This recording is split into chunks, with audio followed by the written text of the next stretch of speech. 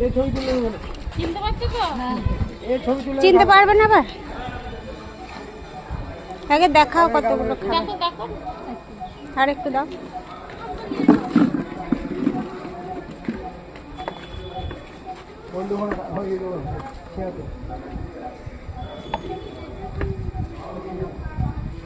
আজকে এক তরকারি নিয়ে এসছো না?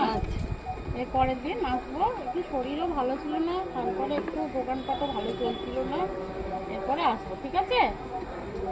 বুঝলে? এর পরের সপ্তাহে ডাল আর মাংস করে নিয়ে আসবো, হ্যাঁ? ঠিক আছে?